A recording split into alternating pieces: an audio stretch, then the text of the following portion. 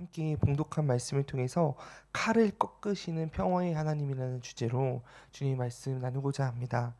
스가랴서 9장은 무너진 공동체를 향해서 선포된 하나님의 결정적인 위로의 말씀입니다. 이 바벨론 포로에서 돌아온 이스라엘 백성은 이 몸은 해방되었지만 마음은 여전히 속박 속에 있었습니다. 주변 열국의 위협은 여전했고요. 성전은 미완성 상태였고 민심은 흔들리며 백성은 절망에 젖어 있었습니다.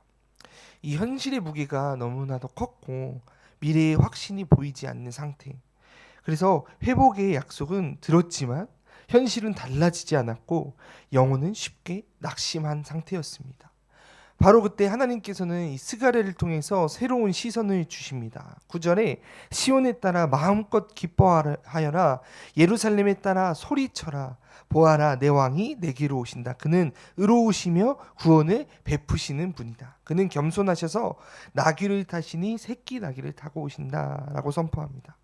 이 선포는 단순한 위로의 말씀이 아닙니다. 하나님은 현실을 부정하라고 말씀하시지 않습니다. 상황이 해결되었기 때문에 기뻐하라고 말씀하시지도 않습니다. 여전히 위협은 존재하고 여전히 현실은 무너져 있고 여전히 마음은 메말라 있지만 하나님은 지금 기뻐하라 라고 명령하십니다. 그 이유는 단 한 가지입니다. 왜냐하면 왕이 오시기 때문입니다. 기쁨은 환경의 변화에서 시작되는 것이 아니라 오시는 하나님을 바라보는 시선에서 시작되는 것입니다. 하나님은 스가랴를 통해 백성의 눈을 현실에서 떼어내십니다. 그리고 이렇게 말씀하십니다. 보아라, 보라. 본문의 첫 단어인 이 보아라는 히네라는 히브리어로 영적 각성의 명령을 담고 있습니다. 이것은 단순히 보는 행위를 말하는 것이 아니라 영혼의 초점을 전환하라는 부르심이 담겨져 있는 것입니다. 하나님은 절망의 바닥에서 헤매는 이 백성에게 내가 무엇을 바라보고 있느냐라고 질문하며 물으십니다. 사람의 마음은 바라보는 것을 향해 움직이게 되어 있습니다. 현실의 두려움을 바라보면 현실의 한계가 영혼을 압도하고 우리가 두려움을 바라볼 때 두려움이 마음의 주인이 됩니다. 그러나 하나님을 바라보면 믿음이 다시 숨을 쉬게 되어줍니다. 하나님은 지금 이스라엘 백성에게 바로 이 시선의 전환을 명령하고 계신 것입니다. 시편 기자는요, 내가 산을 향하여 눈을 들리라 라고 고백합니다. 또 하나님은 아브라함에게 하늘을 우러러 뭇 별을 세워보아라 라고 말씀하십니다. 히브리서 기자는 믿음의 주여 온전케 하시는 이 예수를 바라보라 라고 선포했습니다. 왜 성경은 이 시선에 그렇게 강조하고 있을까요? 그 이유는 단순합니다. 시선이 무너지면 마음도 무너지고요. 마음이 무너지면 우리의 믿음도 조금은 무너지기 때문입니다. 이스라엘은 현실만 바라보고 있었습니다. 그래서 그들의 영혼이 눌려 있었고 그들의 기대는 죽어 있었고 기도는 식어 있었습니다. 그러나 하나님은 오늘 스가랴를 통해서 시선을 끌어올리십니다. 보아라, 내 왕이 내게로 임한다. 이 한 문장에서 스가랴 9장의 복음이 시작됩니다. 절망이 끝나는 시점은 환경이 달라질 때가 아니라 바로 시선을 바꿀 때 시작된다라는 것입니다. 영적 호흡은 현실이 아니라 바라보는 대상에서 결정되어집니다. 그래서 믿음은 그저 현실 도피가 아니라 현실보다 크신 하나님을 바라보는 행위라는 것입니다. 오늘 우리의 영혼도 동일한 질문 앞에 서 있습니다. 나는 지금 무엇을 기대하고 무엇을 바라보고 있는가? 나의 과거의 상처인가? 흔들리는 인간관계인가? 또 불확실한 현실인가? 아니면 임하신 우리의 왕이신 하나님을 바라보고 있는가? 우리의 시선이 바뀌면 마음이 바뀌고 마음이 바뀌면 삶이 바뀌며 삶이 바뀌면 역사가 시작되어진다는 것이죠. 하나님은 오늘도 여전히 우리에게 말씀하십니다. 보아라, 내 왕이 내게로 임한다. 본문은 계속해서 이렇게 선포합니다. 9절에 그는 공의로우시며 구원을 베푸시며 겸손하여 나귀를 타신다. 이 고대 근동에서 왕이 말을 타고 전쟁터로 질주하는 것이 당연한 모습이죠. 이 말은요, 속도가 빠르고요, 또 공격과 힘, 정복과 전쟁과 또 승리의 상징이 말이었습니다. 그러나 하나님께서 보내신 메시아는 말이 아니라 나귀를 탄다고 오늘 말씀하고 있습니다. 그것도 어린 나귀를 타고 오신다고 스가랴는 묘사하고 있습니다. 이것은 우연한 이미지가 아니라 메시아의 통치가 세상의 방식과 근본적으로 다르다는 신학적 선언을 말하고 있는 것입니다. 세상의 왕권은요, 힘과 속도와 또 두려움으로 세상을 통치하지만 하나님의 왕권은 공의와 구원과 온유로 이루어진다라는 것입니다. 마태복음 21장에 주님께서 말씀하십니다. 또 주님께서는 예루살렘에 입성하실 때 스가랴의 이 말씀을 그대로 이루며 나아오셨습니다. 그분은 로마의 백마나 이 전쟁에 사용되어진 병거가 아니라 제자들이 데려온 새끼 나귀를 타고 예루살렘에 입성하시죠. 이 사건을 통해 예수님은 이렇게 말씀하십니다. 나는 폭력이 아닌 평화로, 억압이 아닌 온유로, 칼이 아닌 십자가로 세상을 구원한다. 여기서 우리는 하나님 나라의 핵심 원리를 보게 됩니다. 이 온유는요, 패배의 자세가 아니라 하나님 나라의 승리 방식입니다. 우리가 오해하는 것 중 하나는 온유한 사람이 약한 사람이라는 오해입니다. 그것은 잘못된 전제입니다. 하지만 성경에서 말하는 온유는 약함이 아니라 힘을 사랑 안에 두는 강함을 말하고 있습니다. 이 모세가요, 온유함이 지면에 그 누구보다 뛰어났다고 이야기하지만 그는 이스라엘을 출애굽시킨 지도자였습니다. 예수님은 온유하고 겸손하셨지만 십자가로 사탄의 권세를 무너뜨리신 유일한 승리자셨습니다. 즉 온유는 무기력함이 아니라 통제된 힘을 말하고 있는 것이죠.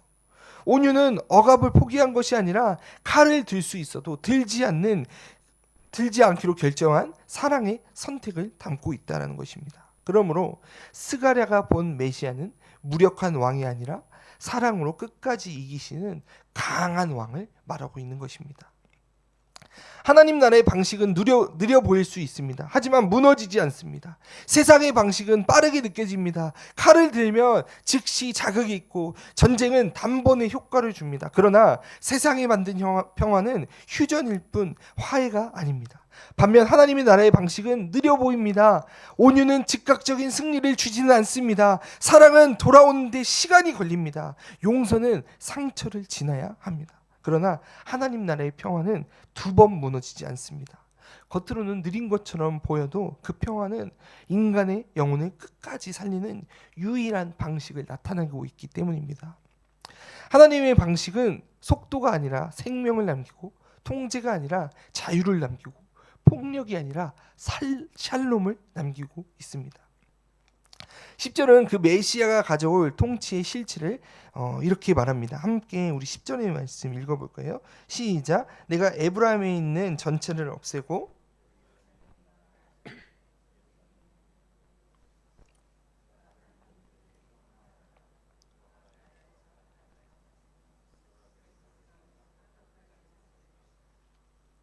이 선은 단순히 이 전쟁의 부재를 의미하지 않습니다. 성경적 평화, 곧 샬롬은 단순한 휴전이 아닙니다. 샬롬은 하나님의 질서가 온전히 작동하는 상태를 말하고 있는 것이죠. 샬롬은 잠잠한 이 정적을 나타내는 것이 아닙니다. 샬롬은 숨을 쉬는 평안이며 회복된 관계의 상태이며 하나님의 통치가 마음과 역사 위에 임한 상태입니다. 하나님은 오늘도 이 외적인 전쟁보다 먼저 우리의 내면의 전쟁을 멈추기를 원하십니다. 오늘 우리 안에는 각자가 싸우는 이 전쟁이 있습니다. 이 비교에 지는 전쟁, 또 인정 욕구에 얽힌 전쟁, 우리 또 죄책감에 얽힌 전쟁, 과거의 기억과 또 상처와 싸우는 전쟁, 스스로를 용납 못하는 그런 전쟁, 사람과 상황을 통제하려는 전쟁. 하나님은 우리의 영혼에 이렇게 말씀하십니다. 내가 너의 칼을 꺾겠다. 너의 전쟁을 멈추겠다라고 선언하십니다. 샬롬은 결정으로 만들어내는 상태가 아니라 샬롬은 왕이 다스릴 때 임하는 은혜를 말하고 있는 것입니다. 그러므로 신앙은 평화를 획득하는 길이 아니라 평화의 왕께 순복하는 그 길을 나타내고 있는 것이죠. 샬롬은 내가 만든 상태가 아니라 그분이 주시는 선물을 의미하고 있습니다. 11절에서 하나님은 이렇게 말씀하십니다. 우리 11절 한번 읽어볼까요? 시작. 너로 말하자면 내가 너와 피로 언약을 맺었으므로 내가 너희 가운데 사로잡힌 사람들을 물 없는 구덩이에서 풀어줄 것이다. 여기서 우리는 스가랴 9장의 영적 중심을 보게 됩니다. 이스라엘의 현실은 황폐합니다. 그들의 감정은 무너져 있습니다. 조건은 준비되지 않았지만 하나님은 현실, 감정, 조건 그 어느 것도 구원의 근거로 삼지 않고 계십니다. 하나님은 오직 언약, 약속의 피로 그것을 근거하여 회복을 약속하신다는 것이죠. 이것은 매우 중요한 신학적 메시지를 담고 있습니다. 우리의 감정은 요동쳐요. 그러나 언약은 요동치지 않습니다. 우리의 믿음은 때로는 약해집니다. 하지만 언약은 약해지지 않습니다. 우리의 상황은 무너질 수 있습니다. 그러나 언약은 무너지지 않는다라는 것입니다. 그래서 성도의 구원은 감정의 높낮이에 흔들리는 것이 아니라 않고 있습니다. 왜냐하면 구원은 언약 위에 세워진 객관적인 은혜를 말하고 있는 것이기 때문입니다. 하나님이 언약의 피로 맺으셨다는 사실은 그 약속이 되돌릴 수 없는 생명의 서약이라는 의미입니다. 구약에서의 피는 생명이고 생명은 주권적 소유권이며 피로 세운 언약은 취소될 수 없는 하나님의 일방적 약속을 말하고 있습니다. 이 출애굽기의 피 언약은 이 스가랴의 언약을 연결시키고 그 언약은 다시 신약에서 예수님의 십자가로 이어집니다. 십자가는 스가랴서 9장의 약속을 최종적으로 성취한 사건을 말하고 있는 것이죠. 그러므로 예수 그리스도의 피가 감정이 아니라 진리 위에 세워진 구원의 보증이며 흔들림이 아니라 확신 위에 세워진 평화를 선포하고 있는 것입니다. 그래서 스가랴서 오늘 우리가 읽은 말씀의 메시지는 9장의 메시지는 이렇게 말합니다. 너희 감정 위에 믿음을 세우지 말고 언약 위에 믿음을 세워라. 언약 위에 선 신앙에게는 평화가 감정이 아니라 정체성이 되어진다라는 것이죠. 스가랴서 16장에 이렇게 외칩니다. 그날에 그들의 하나님 여호와께서 그분의 백성의 양떼처럼 구원하실 것이다. 그들은 여호와의 땅에서 왕관에 달린 보석처럼 빛날 것이다. 여기서 우리는 9장이 우리를 어디까지 데려가는지 보게 됩니다. 하나님은 단지 죄에서 건져내는 것으로 구원을 끝내지 않으십니다. 하나님은 우리의 존재를 아주 높은 자리까지 회복시키신다라는 것이죠. 하나님은 우리를 용납된 자를 넘어서 존귀한 자로 부르시며 결국 빛나는 자로 세우신다는 것입니다. 여러분, 보석은요 처음부터 빛나지 않아요. 보석은 땅에 묻힌 채 발견이 됩니다. 또 깎이게 됩니다. 다듬어지고 또 불을 지나고 연마되는 과정을 거쳐야 비로소 빛을 반사하는 존재가 되어진다는 것이죠. 하나님은 우리에게서 그 일들을 행하고 계신 것입니다. 다듬기 때문에 우리가 때로는 아플 수 있습니다. 불을 지나야 하기 때문에 때로는 뜨거울 수 있습니다. 깎이기 때문에 때로 눈물이 나지만 그 과정은 파괴가 아니라 연마를 이야기하고 있는 것이죠. 하나님은 결국 이렇게 말씀하십니다. 너는 내 왕관의 보석이다. 즉 하나님은 우리를 수치의 이름으로 부르시지 않으시고 실패의 이름으로 부르시지 않으십니다. 우리의 정체성은 회복된 자, 빛나는 자, 왕의 소유가 되어진다라는 것이죠. 그래서 스가랴서 9장의 결론이 이렇습니다.